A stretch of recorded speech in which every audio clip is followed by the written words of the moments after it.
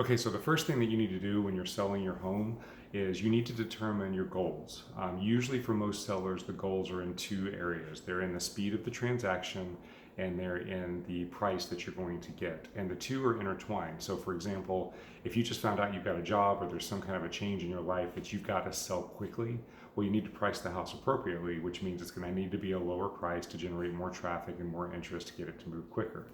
If you need to net a certain amount for the sale of the home and time is not an issue, then you can try for that, and you can sit and you have time to wait, for the right buyer to come along and purchase the property.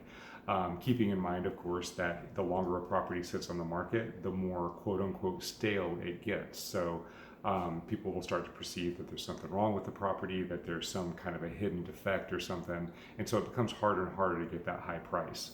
But those are the factors. Number one is how quickly do you need to sell, and you need to decide that. When do you want to be out of this house and into the new house, and then you work backwards from there. That's how you develop your sense of your timeline and your urgency. And remember, most transactions in real estate take between 30 and 45 days to settle once you have a ratified contract, which means you have negotiated all the details, you've come to an agreement with the buyer, and the process has begun. So you need to allow for that 30 to 45 days to happen.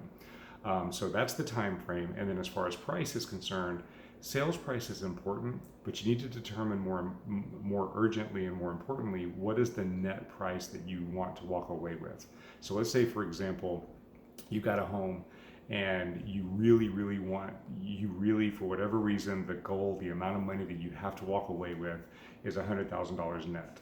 Okay, so that once you know that number, then you can look at what's the cost of sale. That means, are you paying a buyer's agent? If you end up hiring a realtor, are you paying a realtor? What are the closing costs? What are the prorated taxes? If you're in an HOA, prorated HOA, all these different things, all the factors, all of the cost of the sale. And then you figure out, okay, this is the cost of the sale. This is how much money I owe on the house, and I need to net $100,000. So you get those numbers, and then that is your bottom line sales price. Okay, that takes the ego out of it. Now, if you don't need to net $100,000, if time is more important, then that's good.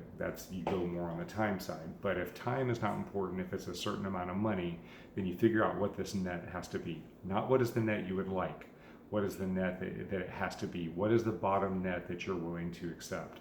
Once you determine that number, then you can work from there. So let's say that you determine that cost of sale, paying off your mortgage, closing costs, paying realtors, whatever you have involved with that, is going to come out to $100,000, and then you have to net $100,000. So that's $200,000 minimum sales price.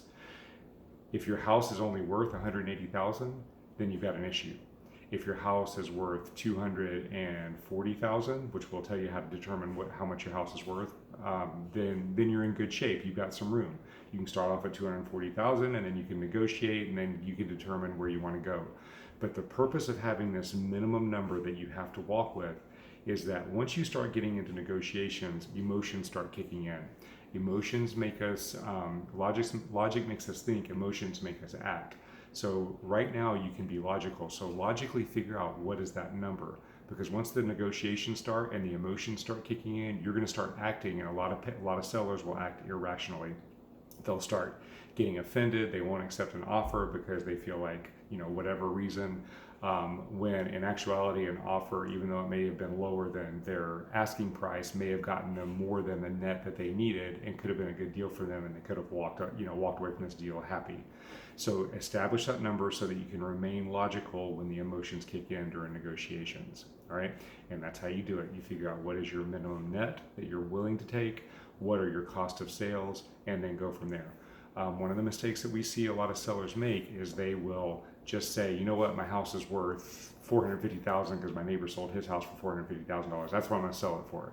And then they have no idea that after they figure out all their costs and everything, that they're only going to walk away with, say, $25,000 or something like that. So they walk away with less than they realize, and they're like, oh my God, I should not have sold my house. So we don't want you to make a mistake in either way. We don't want you to throw away good money because of emotions.